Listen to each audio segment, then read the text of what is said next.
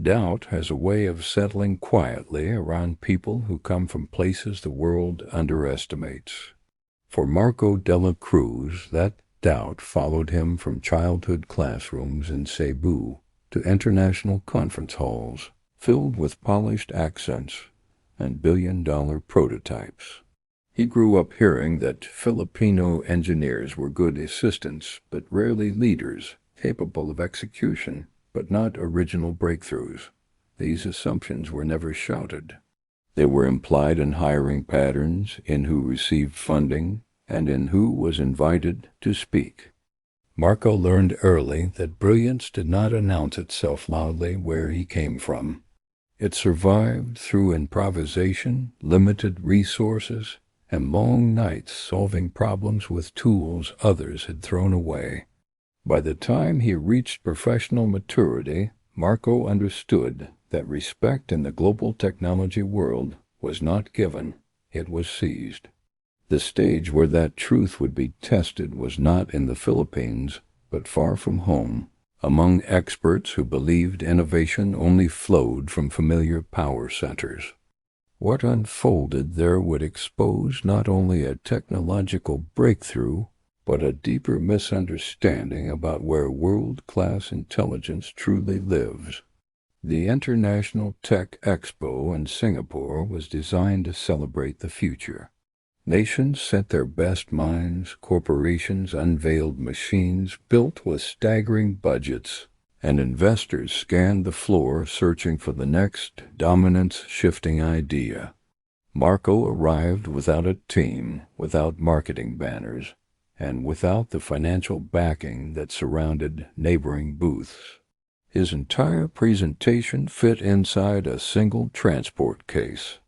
While others boasted multi-armed robots and predictive systems trained on vast datasets, Marco quietly assembled his prototype with the calm precision of someone who had rehearsed failure many times before. Attendees passed his booth with polite curiosity, often assuming it was an academic demonstration rather than a serious contender. The contrast was stark. Towering machines humming with power beside a device that looked almost modest. Yet Marco's focus never wavered. He knew that innovation did not always announce itself through scale.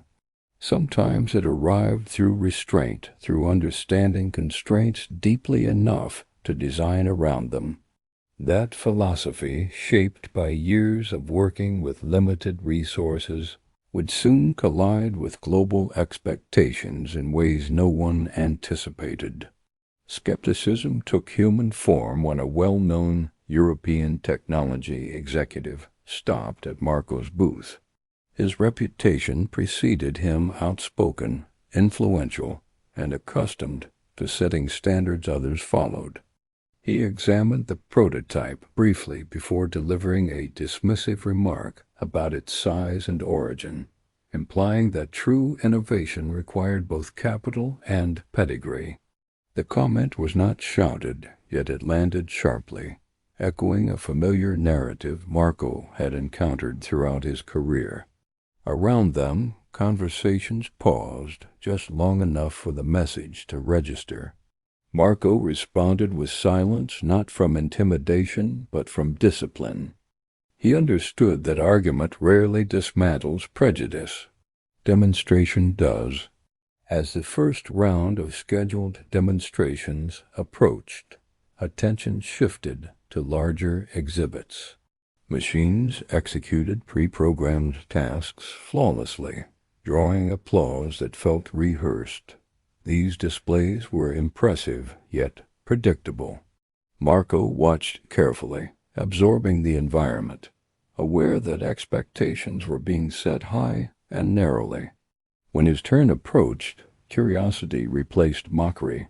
People leaned in, not because they believed, but because they wanted confirmation of their assumptions.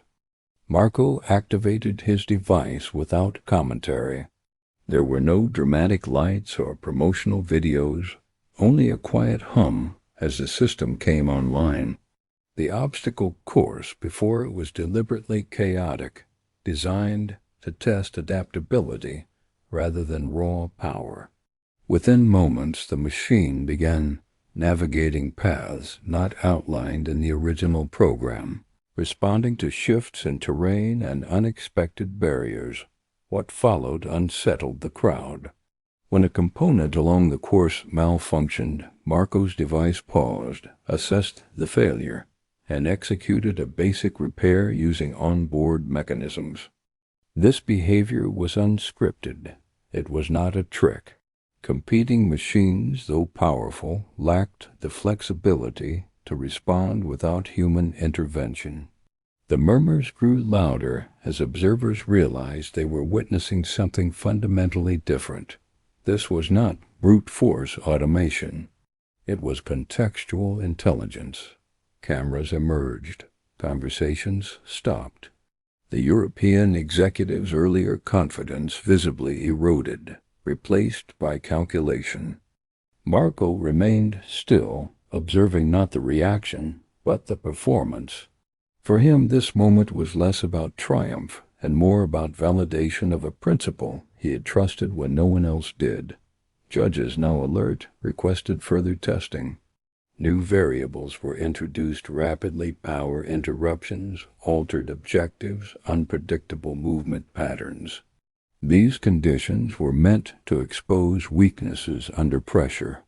Marco adjusted parameters calmly, not rewriting the system, but allowing it to learn. What followed felt almost uncomfortable for seasoned engineers. The machine did not merely complete tasks. It optimized them, choosing routes and methods that reduced energy use while increasing success rates. Each decision appeared logical, almost intuitive. Competing exhibits faltered, requiring resets or manual overrides. The contrast was undeniable. This was not an accident or a lucky configuration.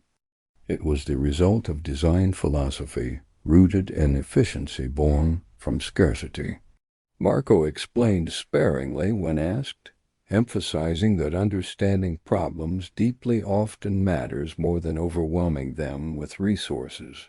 That explanation challenged a core assumption within the room that progress is proportional to investment. By the end of the session, applause was no longer polite. It was involuntary, fueled by the recognition that something quietly revolutionary had just occurred.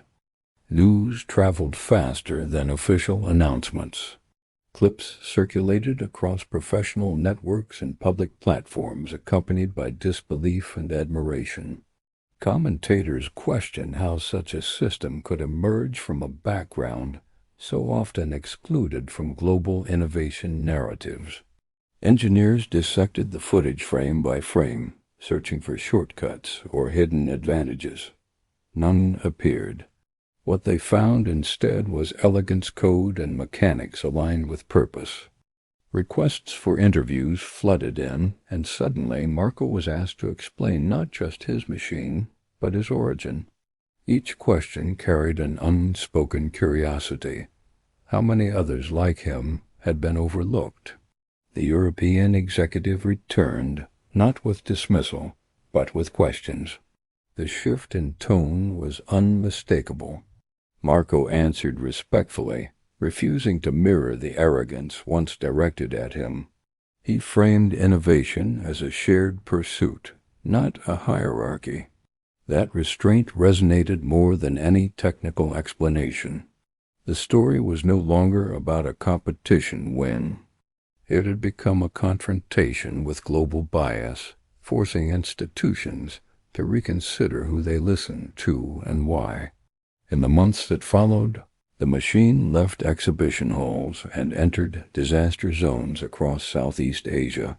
Engineers deployed it in environments where conditions were unstable and human access was dangerous.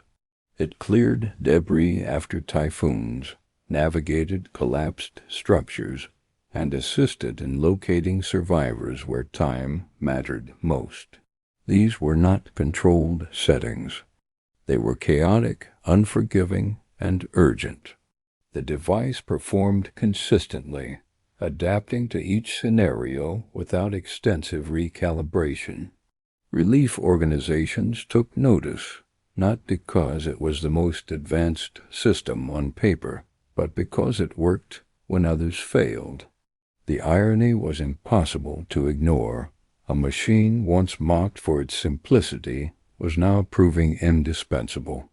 Reports highlighted its low cost, ease of repair, and resilience qualities often overlooked in favor of spectacle. Marco watched this evolution with measured pride. He had not set out to embarrass anyone. His goal was always practical impact. The global response, however, forced a reckoning. Innovation, it seemed, had been misjudged not by ability, but by origin. As adoption spread, conversations shifted from novelty to implication. Universities invited Marco to speak about design under constraint. Development agencies requested collaboration. Yet alongside praise came introspection from institutions that had long overlooked similar talent. How many solutions to urgent global problems had been delayed by narrow definitions of expertise? Marco's story exposed a structural blind spot. Filipino engineers, long embedded in global supply chains and technical teams, had rarely been credited as originators. This achievement disrupted that pattern. It reframed Filipino ingenuity not as supportive, but as leading. Marco consistently redirected attention back to education and opportunity, stressing that his success was not exceptional in isolation, but symptomatic of untapped potential. He argued that innovation ecosystems must widen their lenses if they hoped to solve increasingly complex problems. The message resonated beyond engineering. It touched economics, disaster preparedness, and even geopolitics, illustrating how exclusion carries real costs. Marco had become a symbol, not by choice, but by circumstance and embodiment of what happens when underestimated minds are finally given space to speak. Within the Philippines, the response was deeply personal. Students saw in Marco a reflection of themselves capable, disciplined, and often overlooked. Engineering programs highlighted his journey, not as a miracle, but as a case study in persistence. Funding bodies reconsidered priorities, recognizing that innovation thrives when barriers are lowered. Internationally, partnerships formed that emphasized collaboration rather than extraction of talent. Marco insisted on local involvement, ensuring that development remained connected to the communities that shaped his thinking. This insistence challenged traditional models, where success often meant departure. Instead, his work demonstrated that global impact and local roots need not be mutually exclusive. The narrative began to change slowly, replacing surprise with expectation. Filipino innovation was no longer framed as an exception but as an emerging constant. This shift mattered. It altered how young engineers imagined their futures, not as peripheral contributors, but as central actors in solving the world's most pressing problems. Critically, Marco's story also complicated ideas about technological progress itself.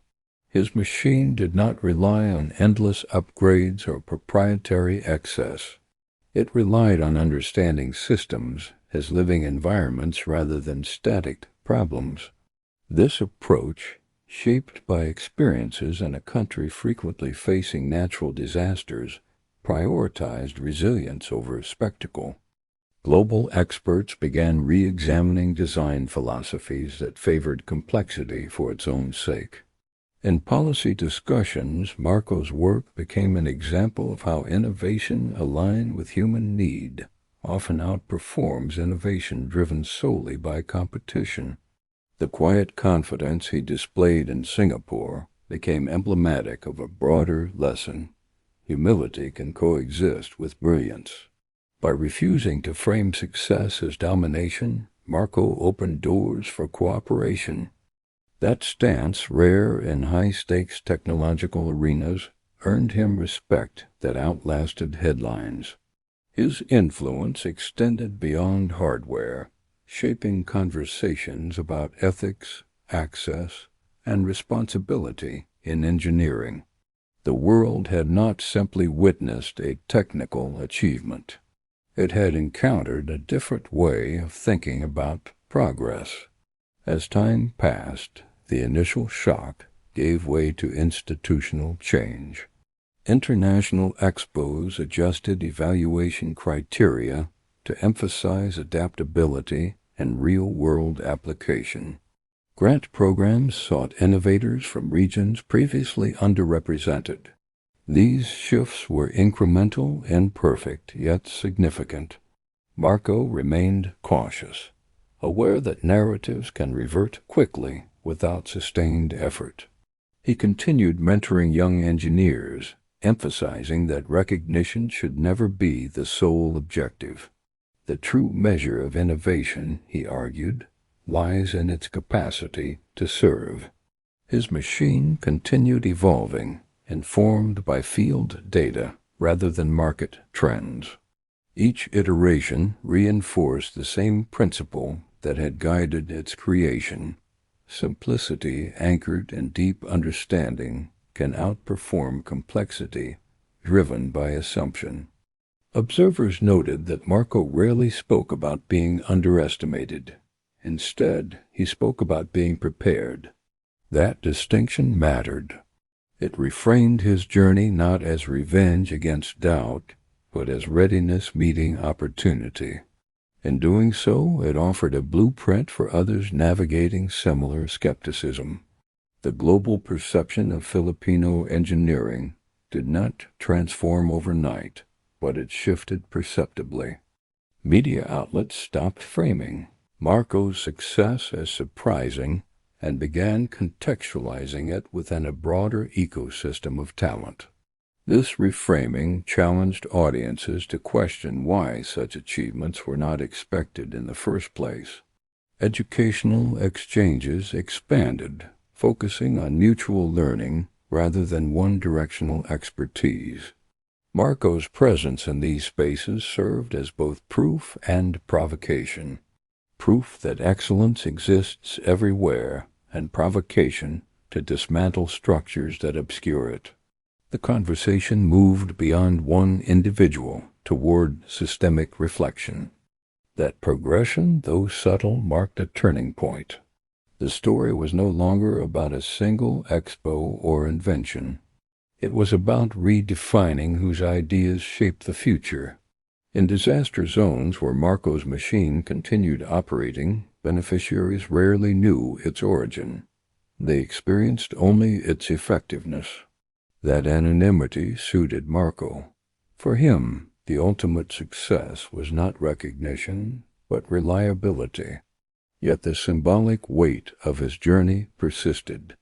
It reminded institutions that innovation ecosystems must be inclusive not as charity, but as necessity. Global challenges demand diverse perspectives shaped by different constraints. Marco's work illustrated how lived experience informs design in ways abstract models cannot. This realization began influencing policy discussions, encouraging investment in grassroots research and locally driven solutions. The undercurrent of the story remained clear. Talent flourishes when given trust. Marco's rise exposed how often that trust is unevenly distributed. Looking back, the moment in Singapore appeared inevitable only in hindsight. At the time, it was a convergence of preparation, opportunity, and resolve. Marco did not set out to challenge global narratives, yet his success forced them into question. The underestimated engineer had not shouted for attention. He had waited, worked, and delivered. That approach resonated across industries, reminding observers that confidence need not be loud to be effective. The shift from mockery to respect was not dramatic. It was earned step by step. In that gradual transformation lay its power. Marco della Cruz's journey stands as a testament to what emerges when quiet persistence meets global scrutiny. His invention changed how machines respond to chaos, but his story changed how people perceive potential. It revealed that brilliance is not confined to familiar centers, nor does it require permission to exist. By challenging assumptions through action rather than argument, Marco expanded the boundaries of who is seen and heard in innovation. The world did not simply discover a remarkable engineer. It rediscovered a truth long ignored, that talent thrives everywhere, waiting only for the chance to prove itself.